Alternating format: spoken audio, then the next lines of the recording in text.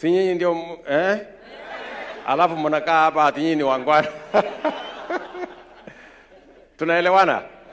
Si ndio? Mama akipata mtoto hakuna makosa. Biashara lazima iendelee. Ama namna gani my friends? Tunaendelea namna hiyo. So mimi nimefurahi sana kufika hapa kwenu. Asanteni sana kwa kutukaribisha. Mimi nimekuja hapa mambo ya maendeleo. Mwingi hii haiwezi kubadilishwa na siasa chafu ya ukabila na migawanyiko na chuki.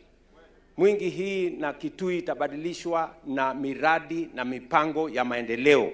Kama hii soko, hiyo barabara tunajenga, stima tuwaongezee na tufanye yale mambo maendeleo mengine mengi.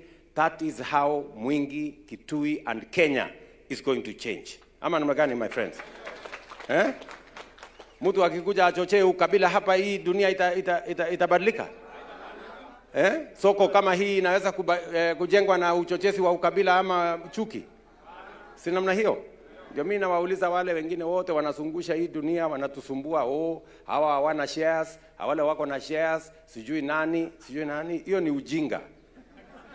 Ama namna gani my friends? Tunaelewana? Kila mwananchi Kenya hii ako na shares kwa serikali ya Kenya. Kwa hivyo msituletee ujinga. Ama namna gani?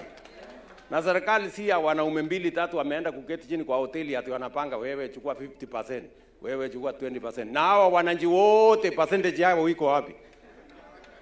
Sio kama tunaelewana my friends.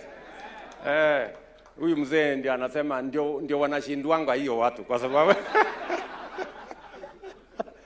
tumekubaliana.